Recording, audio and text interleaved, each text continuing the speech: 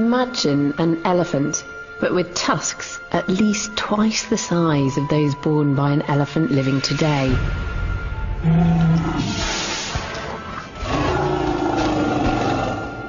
Imagine an elephant but covered in a thick, shaggy coat of hair, some of those hairs over 1 metre in length.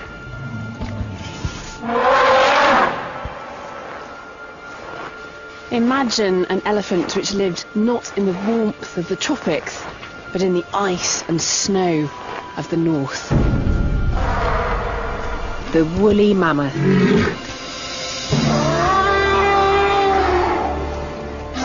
These majestic titans ruled Europe and Asia long before our own ancestors fell under their spell.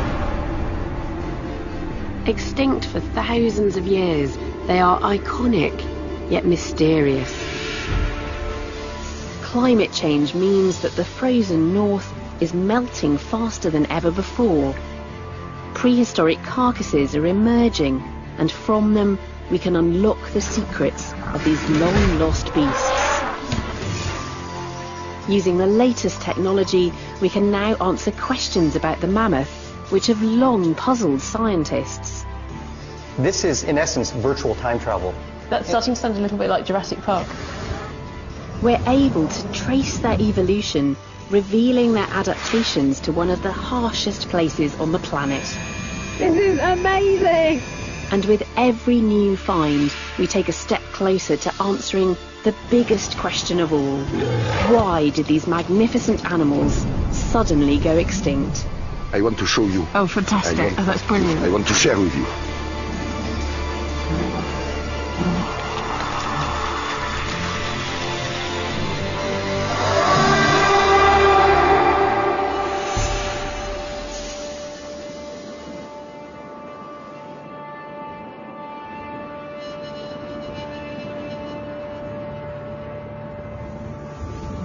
Siberia. Here the temperature hovers around -40 for months on end. Few animals can survive here. 100,000 years ago, it was a different story.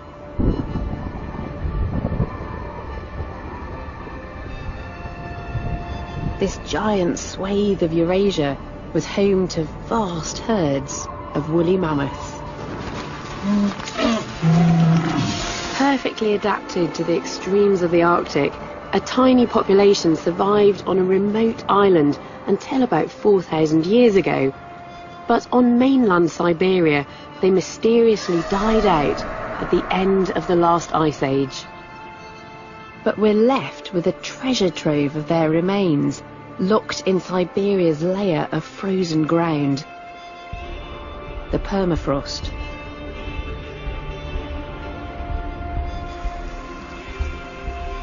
As global warming raises the Earth's temperature, melting the permafrost faster than ever, the secrets of the mammoth are finally emerging.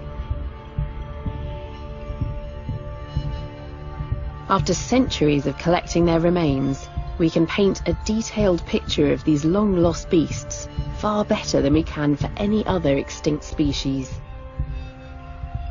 We know that they lived for up to 60 years and were perfectly built for life in the freezer. But many of their adaptations have remained secret until now.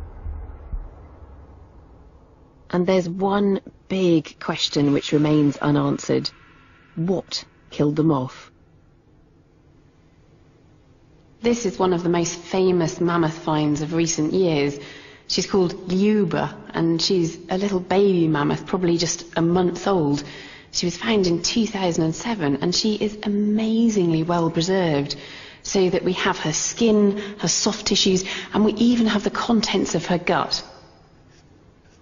Liuba has been radiocarbon dated to 37,000 years old. Found in the far northwest of Siberia, she's considered to be the best preserved mammoth ever discovered.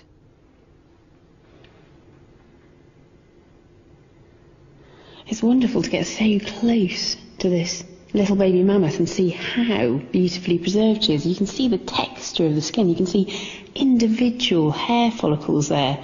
And there's even some fur preserved, some little patches of it. And then on the surface of the skin as well, there are these peculiar blue discs, which are part of a fungal infestation that happened after she died, part of the burial environment that she was in. And she's lost her tail. That's about the only bit of her that isn't there.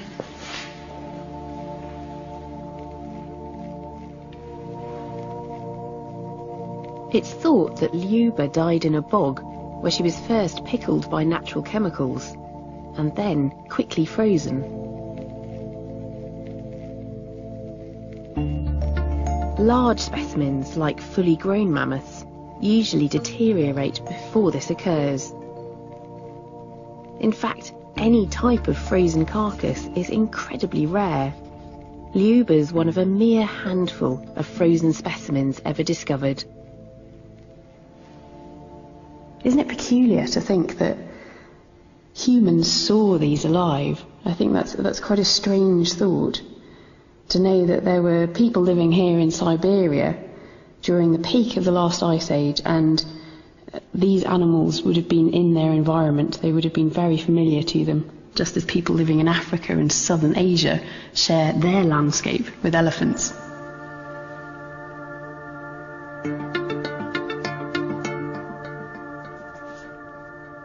Our relationship with mammoths dates back to the early days of modern humans in Europe.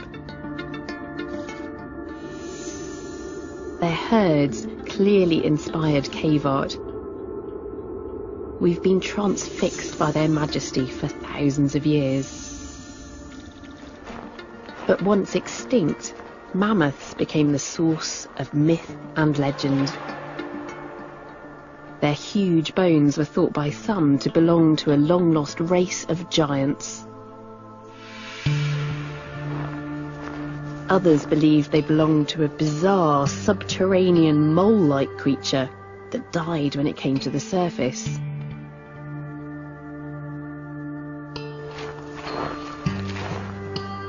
The name mammoth comes from an ancient Russian word mammont, meaning earthhorn, used to describe the animal's tusks.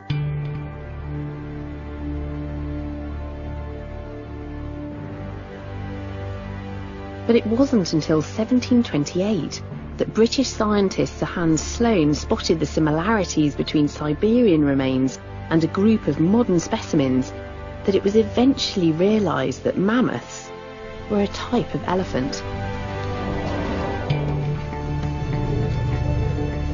Major differences were obvious in the mammoth remains. Huge tusks, increased musculature to carry the tusks, a shoulder hump.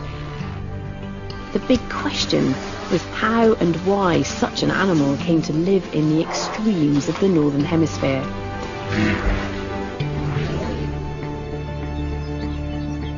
We now know that mammoths were a species created by and perfectly adapted to the most extraordinary period in Earth's history, the Pleistocene, or Great Ice Age.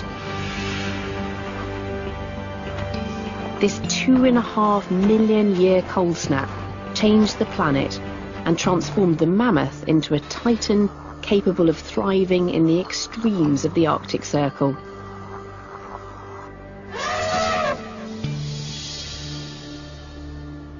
That change occurred in a blink of evolutionary time and was driven by a perfect storm of exceptional events on a planetary scale. For millions of years, Antarctica had been drifting southwards to its current position, sending the southern hemisphere into a deep freeze. And South America was charging northwards. It crashed into North America, and this altered the ocean currents and gave birth to the Gulf Stream. And the knock-on effect of that was increased precipitation in the northern hemisphere, which in lower latitudes fell as rain, and in the north as snow.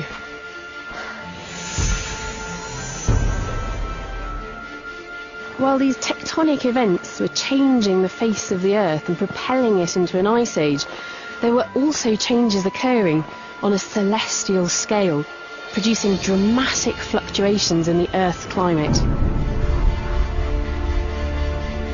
The Earth's distance from the Sun changes over time. Every 100,000 years, the Earth is at its furthest position from the Sun's warmth, and our planet enters a cold phase.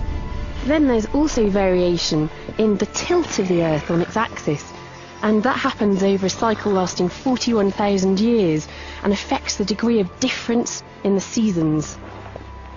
Finally, the Earth also wobbles on its axis on a cycle lasting about 23,000 years.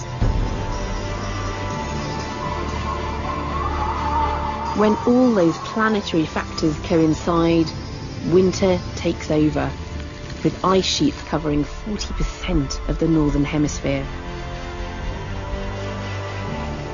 To glimpse the extreme conditions that mammoths faced, I'm visiting a remnant of one of those immense ice sheets. This wall of ice marks a point 2/3 of the way up the Athabasca Glacier, which is about 4 miles in length and feeds off the huge Columbia ice field in western Canada. But even that would have been dwarfed by the huge ice sheets of the Pleistocene. In places, the ice would reach up to 13,000 feet thick.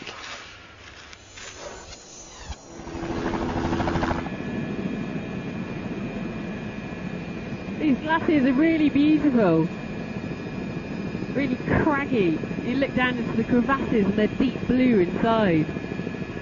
They're rivers of ice. It's incredible to think that most of that would have been under ice, with just perhaps the peaks of the highest mountains popping out above the ice sheet. This is amazing! Wow! Oh!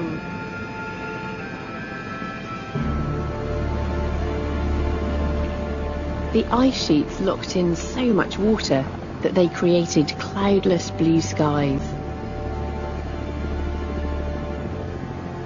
At latitudes below the ice, this provided perfect growing conditions for shrubs and grasses, creating a vast grassland known as the Mammoth Steppe. The steppe proved to be a massive untapped food supply for any animal able to adapt to eating its plants. This newly available niche drove the mammoths to evolve from their origins in the warmth of the southern hemisphere.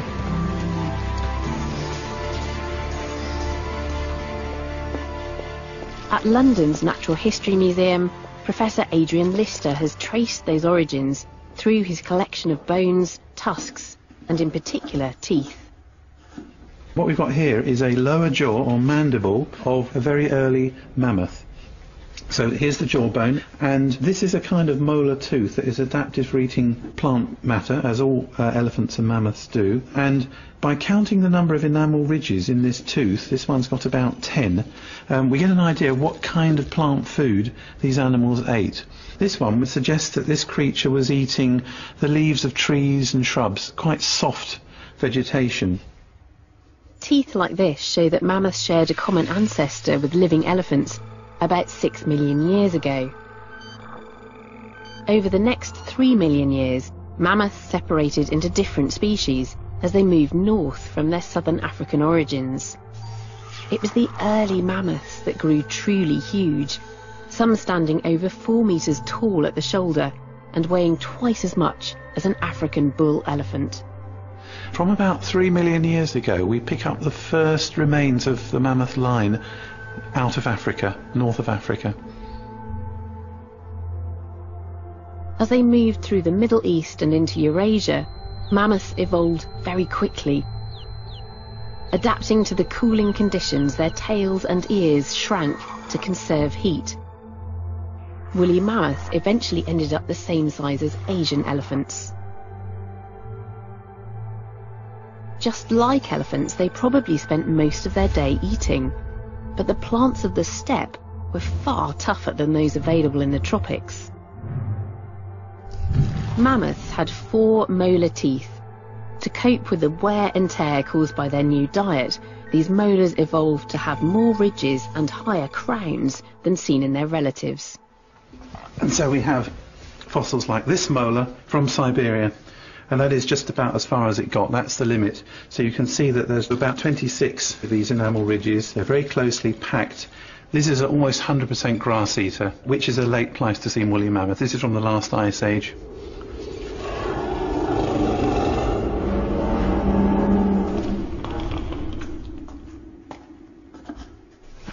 As members of the elephant family, it's believed that mammoths would have behaved in a very similar way to their modern relatives.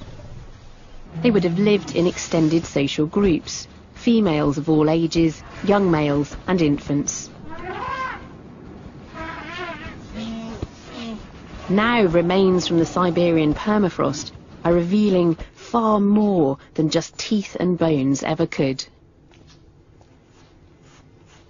The frozen baby, Liuba, shows that mammoths possessed an unusual tool, perfect for feeding on the steppe. She's got this very particular shape to the end of her trunk, which is quite different from modern-day elephants, and it's designed to be able to delicately pull up little tufts of newly sprouted grass and shrubs.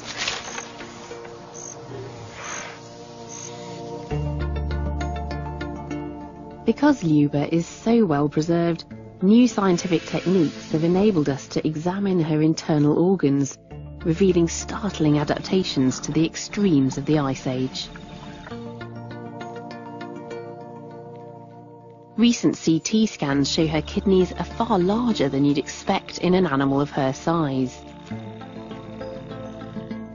This type of oversized kidney is also seen in desert-adapted camels, suggesting that mammoth's internal structure was also changing to cope with the dry conditions of the mammoth steppe, where there was plenty of food but little water.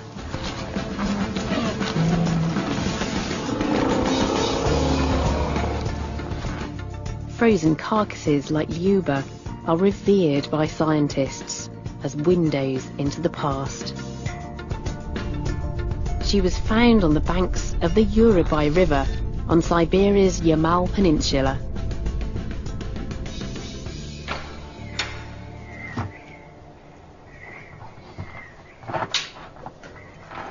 She was brought in from the cold by the French explorer Bernard Bouygues. He's hunted mammoth remains for over 20 years, amassing a huge collection, which he shares with scientists around the world. Here we have approximately 450 remains of different mammoths, yeah? But of course not 450 full carcass. But each bone can tell you the story of the animal. So we can say that here we store around 450 mammoths.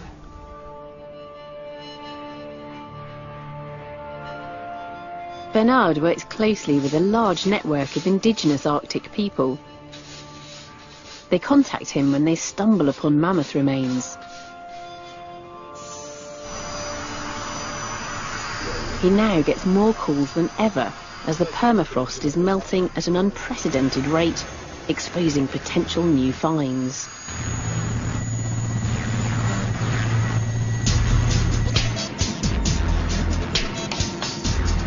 A brief window of fine weather bathes the Arctic in round-the-clock sunlight each summer.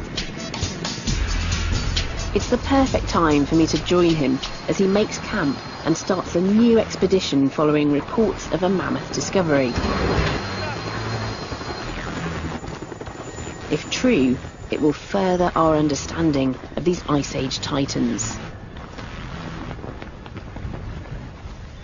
We're deep in the tundra here, about 200 miles north of any major town, and it's beautiful sunny weather at the moment, but it could turn at any point and the snow could return.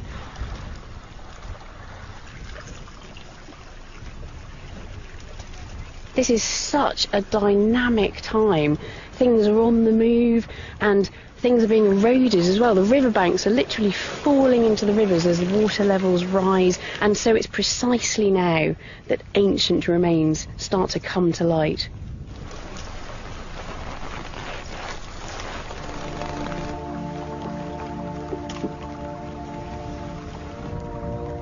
Bernard's a member of the International Mammoth Committee, a team which includes paleontologists,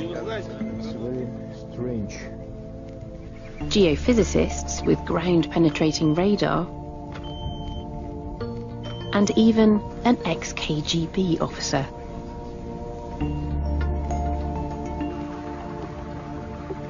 Professor Dan Fisher of Michigan University is the world's leading mammoth tusk expert. He visits the Arctic each year, and through analysing hundreds of tusks, he's developed an unrivaled understanding of the mammoth populations that once roamed here. So did tusks grow throughout the life of a mammoth? Do they actually represent a record of an entire lifetime? They do. That's one of the, I mean, just thinking of it sort of aesthetically, it's almost magical, but here these things are that do grow throughout life, that are virtual diaries. There are days represented, each day as a thin layer of dentin.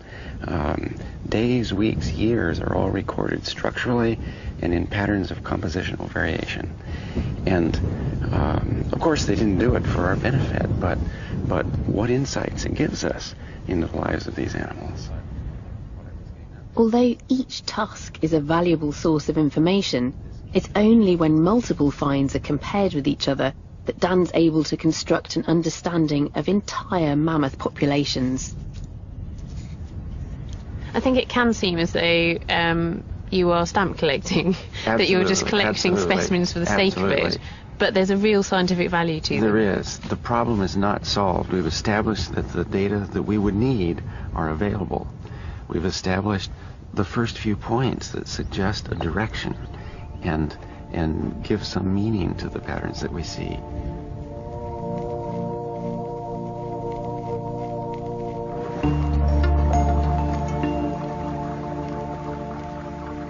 Understanding mammoths takes more than museum work and textbooks.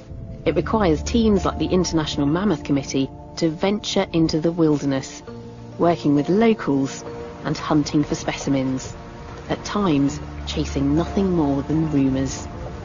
Bernard's just been on a reconnaissance mission, so hopefully he should be able to corroborate whether there is in fact a mammoth around here or whether it's all wild tales.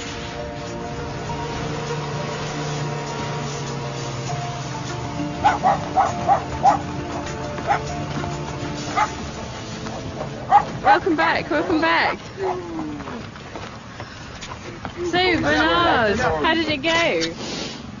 Difficult to say. You know how fast the things are changing. Yeah. Yeah. So some days ago it was under ice. And today and tomorrow, I don't know. We'll see what will happen. Have you been able to speak to anybody that's actually seen it? No, because it's a little bit secret. Yeah, you know, right. the one who knows about the mammoths don't tell to anybody, and we'll speak about that. But I see that you are very impatient, and I'm excited to get there and have a look. I'm also.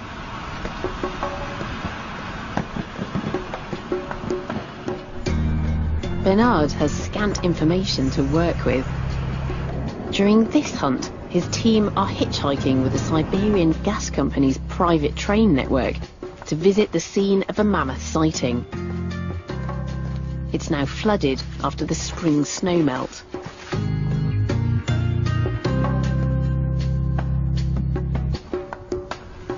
The location is quite big, yeah? It is a large lake. And do you think the mammoth is where in relation to the lake then? Because it's a big lake. It's difficult to know. It can be in the middle of the lake, it can be on this side. I hope it's not in the middle of the lake. Yeah, it can be.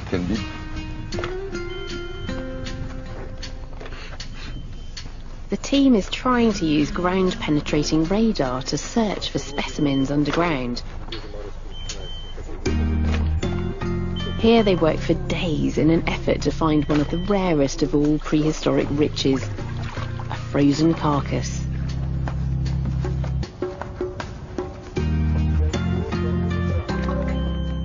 Looking for ancient mammoth remains is unpredictable.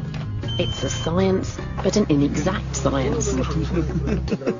This hunt concludes with a negative result.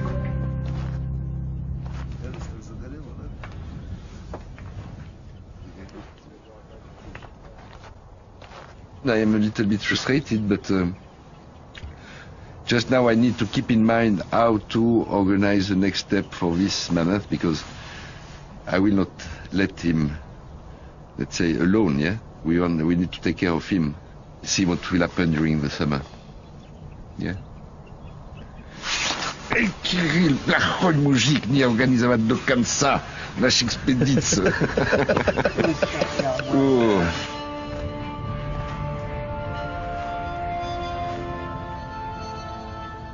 Each new specimen has the potential to deepen our understanding of mammoths. In many ways, we actually know more about mammoths than we do about many living species, enabling us to recreate how they would have lived on the Siberian plains. Much of that understanding has come from the recent advances in analysing mammoth tusks.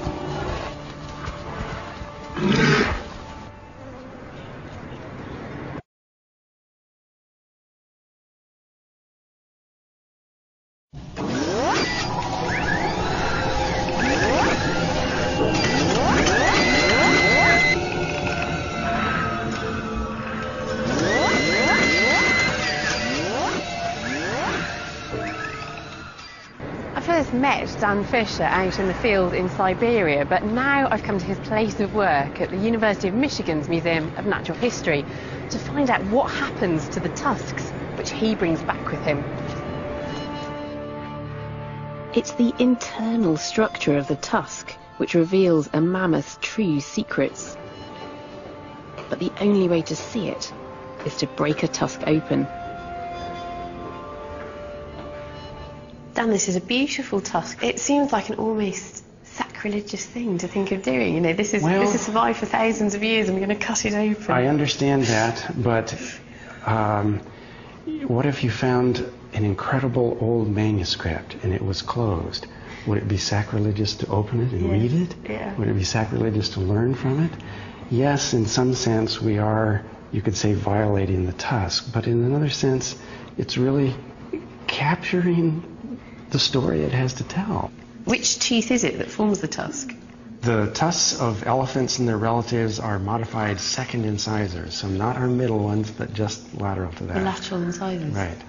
And can you tell if it's a left or a right? Yes, this is a right tusk, based on the geometry of curvature is such that it's characteristic of what we see on the right side of mammoth's faces. Yeah. So a right tusk. And do you know how old this animal might have been at the time of death? This was probably about, say, a 15-year-old. That's a ballpark guess right now. We'll find out after we cut the tusk. Yeah, so teenage mammoth. Right. Dan needs a clean cut, so he builds a bespoke cradle for each tusk before slicing it open.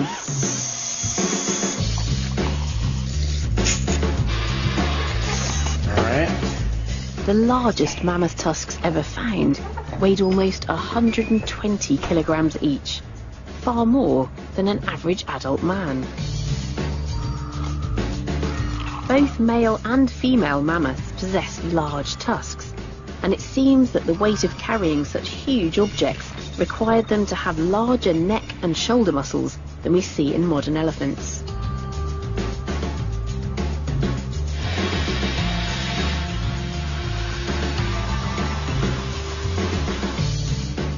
The surface of tusks show microscopic scratches, possibly caused when mammoths used them to clear ice and snow while foraging for food.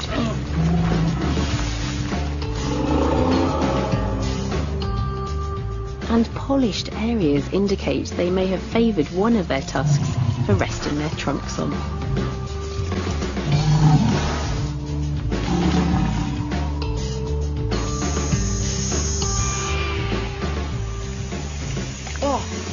Well, we've done it. Now we've just got to open it up. Oh. The moment we waited for. Can I do this now? Yes, you certainly may. So just lift up in a way. That's beautiful. It's gorgeous. So I can see a darker streak and a paler one and a darker one. So is that a year in this animal's life? That would be a year, yes. The dark portions basically are winter, And so the light and dark together would make 1 year, and the next light and dark together the next year. So this is a record of an ancient winter. Right.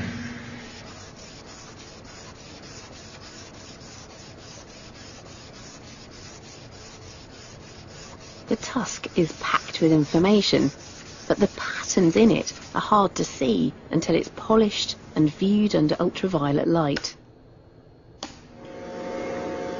Oh wow, Okay, now that is a lot better. that's fantastic. That's what I What a like to difference, see. that's Isn't it? amazing. That's so much more It's detail like than you we could put on see in... magic glasses and you can see Yeah, the tusk. yeah. Like other teeth, tusks grow from the jaw outwards.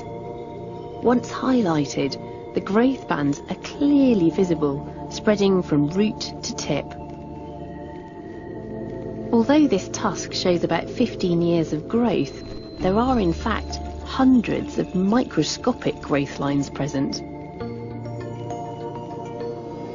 We're seeing some really beautiful fine lines here. Yes. So we can see successive winters and summers, Yes. winters and summers, Right. winters. Now, in fact, the direction of time, though, is outside in. So the years, it's opposite of trees, is the way to think of it.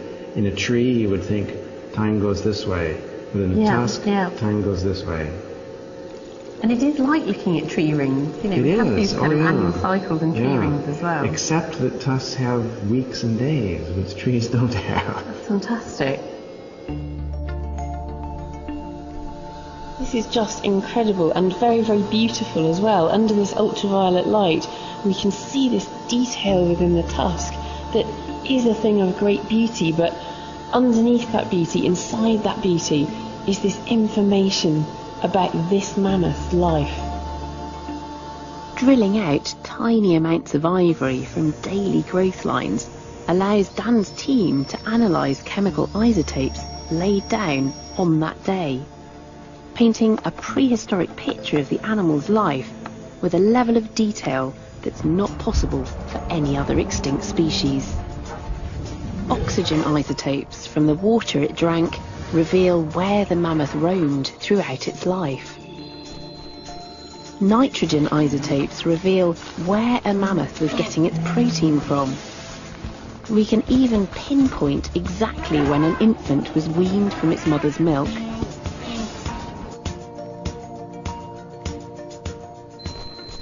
Carbon isotopes show the types and relative quantities of plants eaten.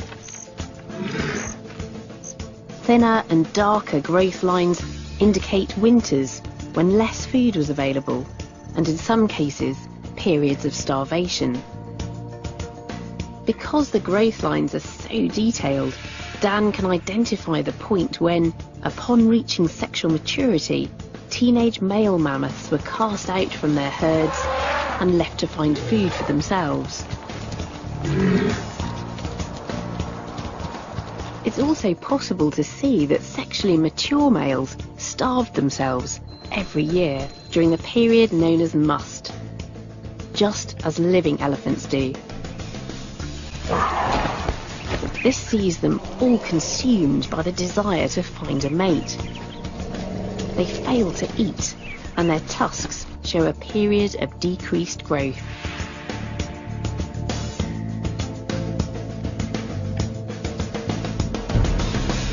The tusks also bear witness to traumatic events, including the most spectacular of all sights, a battle between males competing for mating rights.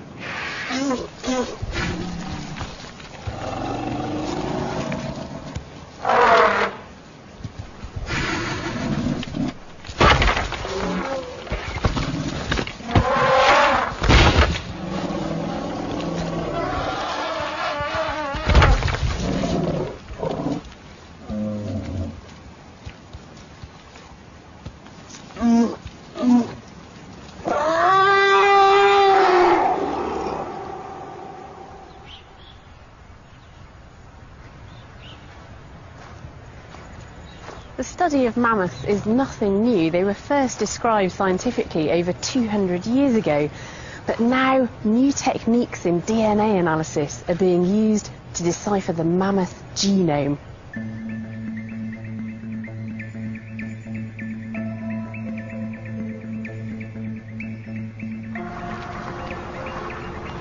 Here at America's Penn State University, geneticist Stefan Schuster runs a team of DNA specialists who are using cutting-edge 21st century technology to analyse mammoth DNA.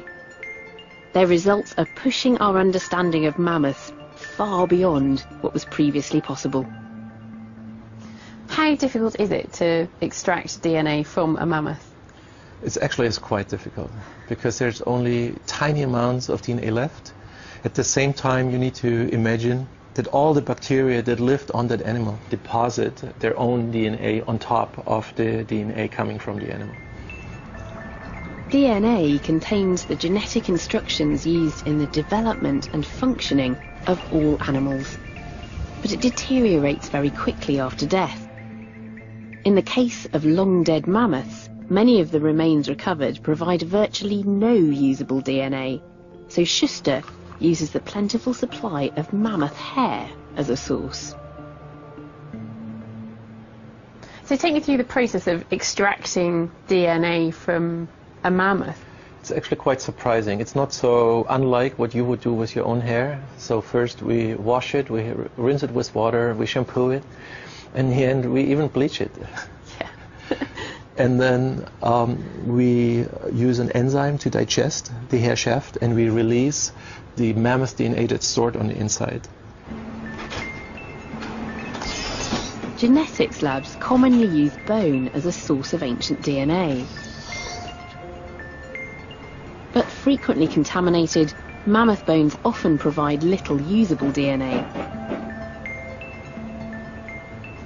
Schuster's use of mammoth hair provides a surprisingly pure sample.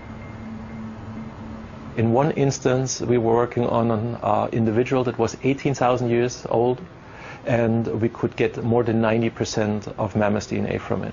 And the oldest specimen that we sequenced was roughly 60,000 years old, and there we still get more than 50% that is endogenous mammoth DNA.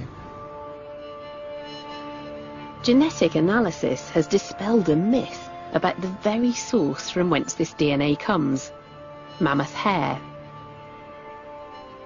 Mammoths have traditionally been depicted as having orange-brown hair. It's now known that they possessed similar genes to humans for hair coloration. Theoretically, they could have been blonde, ginger, or brunette.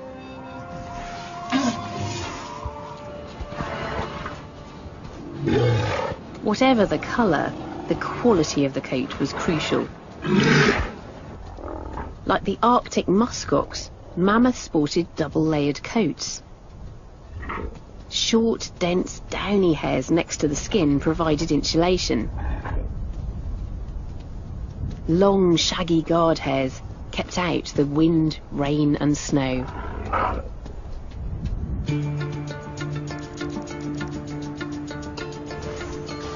Thick hair is an obvious cold weather adaptation, but now advances in genetic studies provide us with detailed insights into molecular level adaptations, allowing mammoths to cope with the extremes of the Ice Age. Dr. Kevin Campbell of Manitoba University in Canada investigates how their blood evolved to cope with the freezing conditions. What I'm really interested in is the protein hemoglobin, the primary component of the blood. This protein is really the interface between the atmosphere and the cell. You know, it's that transporter protein of all the oxygen in the body.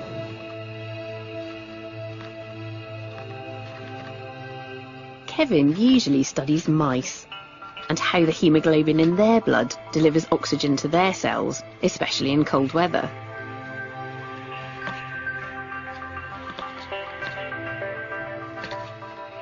But his childhood obsession with mammoths prompted him to try to see if he could figure out how well the hemoglobin in mammoth blood worked in the extreme cold of the Ice Age. However, blood dries up and decomposes quickly, so no mammoth hemoglobin has survived in any of the specimens discovered so far. But because Kevin had the mammoth instruction manual in the form of their decoded DNA, he was able to compare their code for making hemoglobin with that of their close relatives, modern elephants.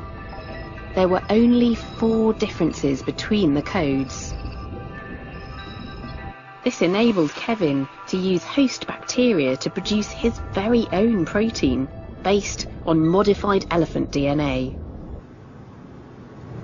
And effectively, we turned it into mammoth DNA, functional mammoth DNA. A functional protein that has been extinct for thousands of years. For thousands of years. A functional protein that hasn't existed in any animal for thousands of years. That's amazing. It's starting to sound a little bit like Jurassic Park. And it's not even just functional, it's authentic. This is, in essence, virtual time travel. The end product is precisely the same. Had I gone back in time and taken a blood sample, it is absolutely authentic.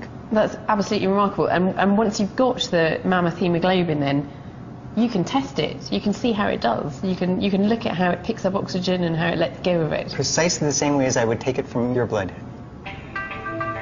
In most animals, hemoglobin's ability to deliver oxygen to body tissues decreases at low temperatures.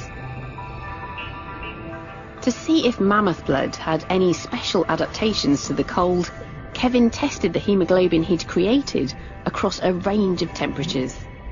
And sure enough, when we looked at the hemoglobin of the mammoth versus that of the living animals, at normal body temperature, around 37 degrees Celsius, their properties were the same. It had the same ability to pick up oxygen and offload oxygen. But what about at low temperatures then? Yeah, so as temperatures went down, the abilities diverged. So as temperature got lower and lower, mammoth hemoglobin, we found, was more able to offload oxygen than that of the Asian elephant, and far better than that of humans. It is incredible to be able to take ancient DNA and to resurrect a protein from the past, a protein which hasn't existed in a living animal for thousands of years. And once we have this protein, we can look at how it behaves. Mammoth hemoglobin can deliver oxygen at very low temperatures, meaning that mammoths could let their legs, their extremities, get cold. And they could then hold on to their body heat and conserve energy through the long, cold winters of the Ice Age. It was crucial to survival.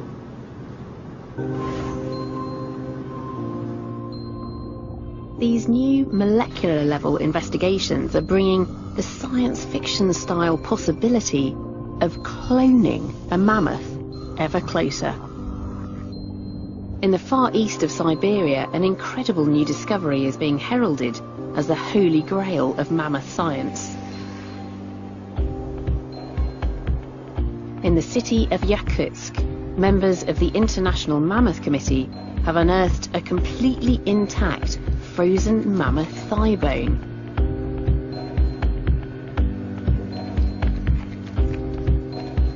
Although thousands of years old, it's one of the best preserved bone specimens retrieved from the permafrost. So perfectly frozen that it contains pure mammoth bone marrow. This could be the best source ever of fully intact mammoth cells with undamaged DNA.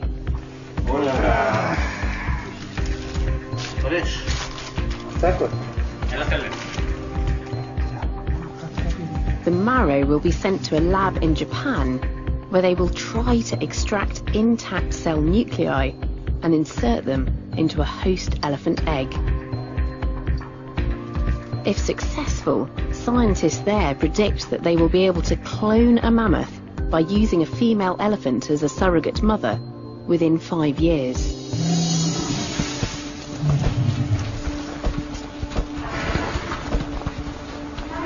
But the ethics of creating such a clone is likely to kick up a storm of debate. Should scientists even be attempting to resurrect an extinct species?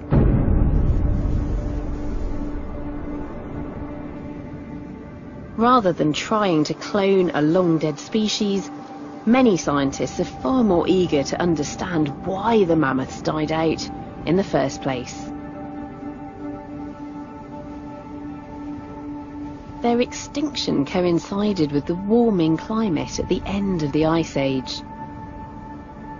The environment they'd perfectly adapted to was changing. The blue skies that created the steppe grew heavy with cloud. Rain returned to the north. Dry grassland was replaced with wet tundra plants and forests. The mammoth's favoured food supply was dwindling. But the genetic studies completed recently suggest that woolly mammoths had coped well with similar changes in the past.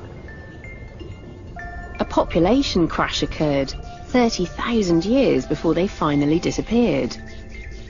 But they recovered, suggesting that something else other than changing habitat may have spelt the end.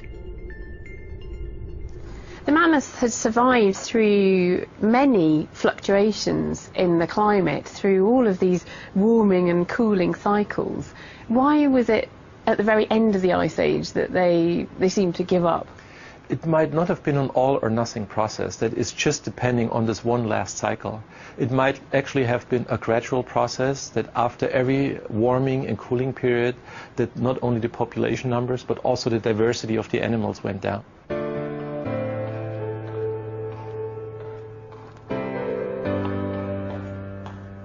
Professor Dan Fisher thinks he might now have the answer.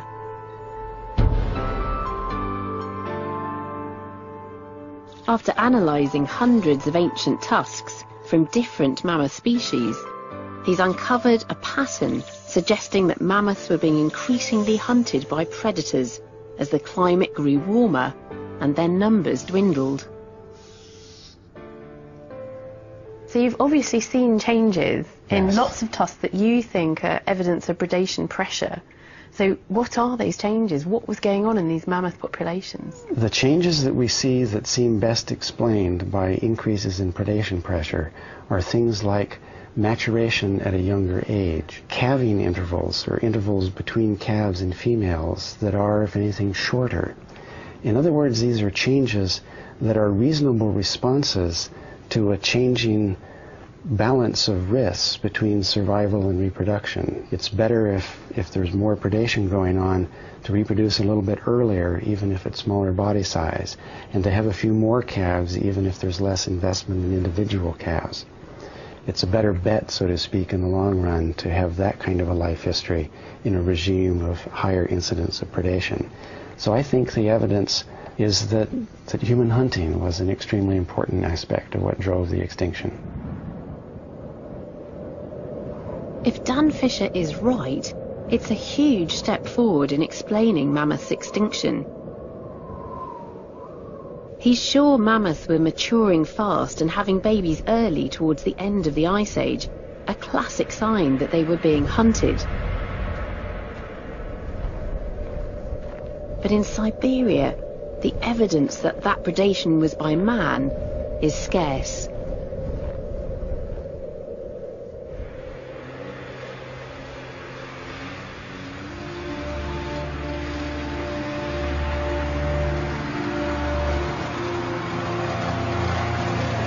Now potential new evidence has surfaced. Dan's colleague, mammoth hunter Bernard Bouygues, thinks he might have made a new discovery which could support the idea that humans hunted mammoths to extinction.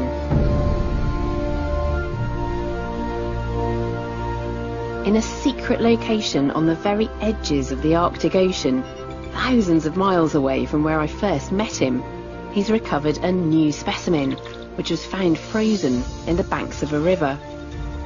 He's suggesting it shows signs of human interaction. This could be a missing link in the human-mammoth puzzle.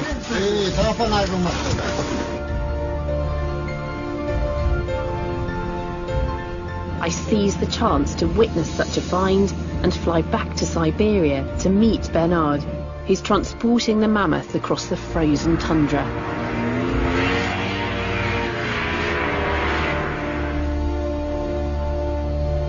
We agree to rendezvous in the remote wilderness of Yakutia.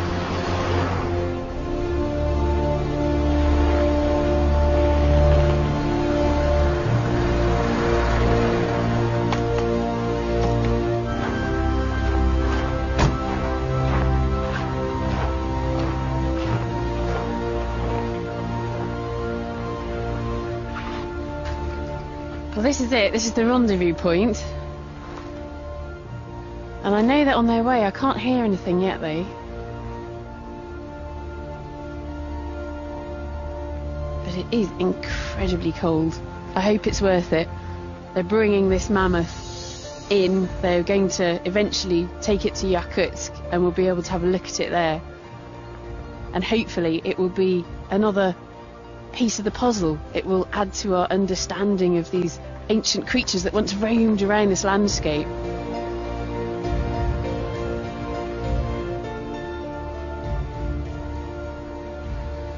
Oh, I think I can see them. You see the lights over there on the horizon. They've just crested the hill. Oh, this is fantastic. It's just so exciting.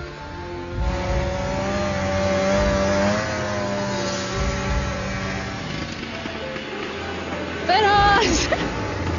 Oh my God! You've done it! Yeah. Oh my goodness. And where's the mammoth? The mammoth is lying like this, yeah? He's on the back. Yeah. And the four legs. Huh? And it's a young mammoth. Yeah, it's smaller than I expected. Yeah. It's a wonderful specimen, you will see. I want to show you. Oh, fantastic. I want to show. Oh, that's brilliant. I want to share with you. All right, lovely.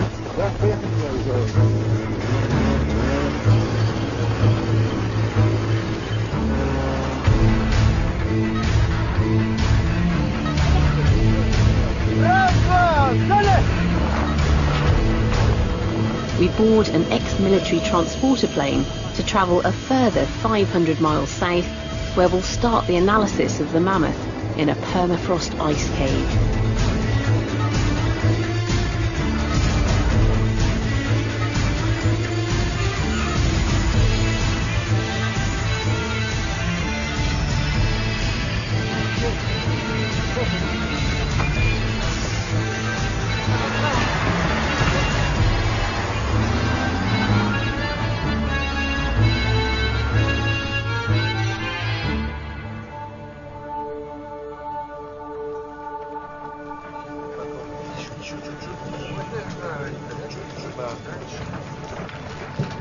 Will this frozen carcass reveal any clues to help explain the mammoth's extinction?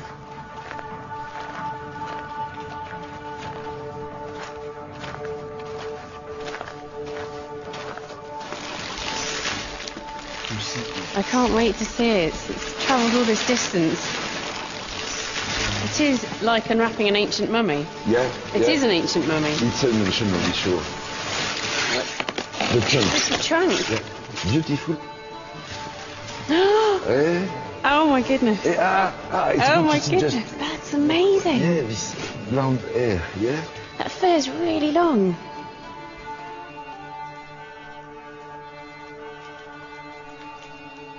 From its size, it looks as though this mammoth was about 3 or 4 years old when it died. After thousands of years lying frozen in the ground, it's twisted and contorted. Now lying on its back, its head is flopped to one side and its legs stick up in the air. Its foot pads and thick strawberry blonde hair are exquisitely preserved. I'm jealous, he has much more hair than me. Isn't it hard to believe that this is something which died so long ago? Yeah, I mean, it doesn't look like an animal which has been dead for thousands and thousands of years, an animal from the Ice Age. Yeah, cannot believe that it's more than 10,000 years old. It looks so fresh. So it looks fresh, almost yeah, alive. Yeah. You look beautiful. It is beautiful.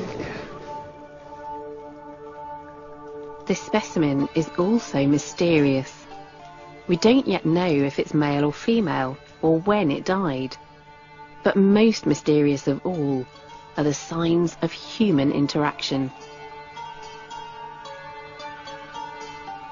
It has 2 large cuts on its back, through which many of its bones have been removed, including its spine and skull.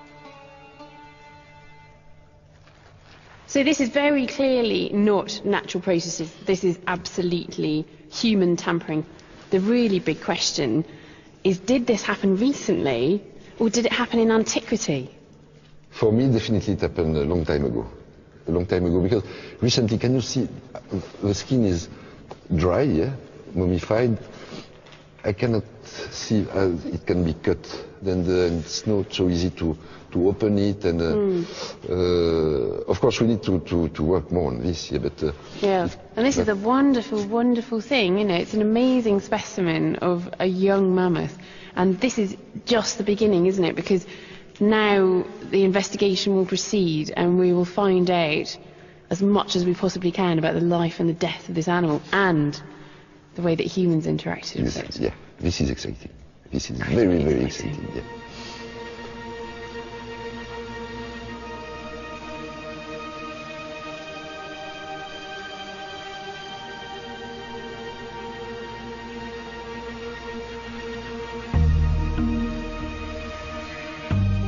It's actually very difficult to see anything with the mammoth in this frozen state.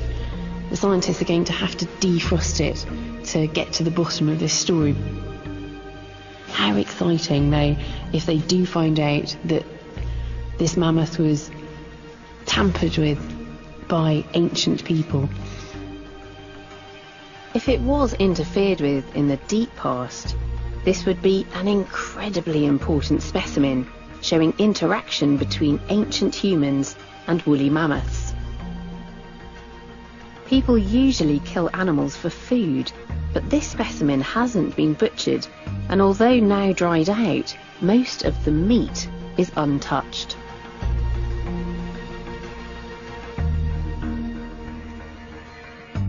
Humans have certainly interfered with this carcass. Bones have been removed, and the tusks are missing. But for me, the big question is whether that happened very recently or in the deep past. The scientific investigation is only just beginning. It may be years before we have the answer. It is so exciting and such a privilege to be here with this mammoth as it's unwrapped, and to have been with it on its journey as it comes in from the tundra. It's a historic moment for Yakutia, for Siberia, and for anybody that's interested in mammoths.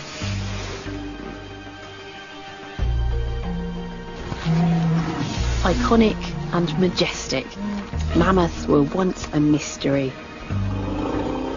Now we understand them better, we still revere them.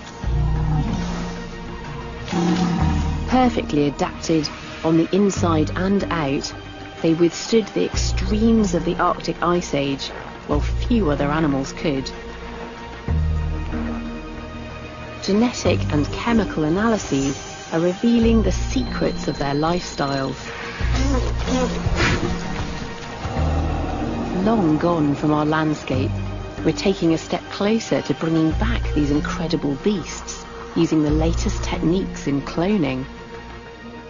And this brand new discovery may well take us a step closer to understanding how our own ancestors could have contributed to the extinction of the greatest of all Ice Age titans, the woolly mammoth.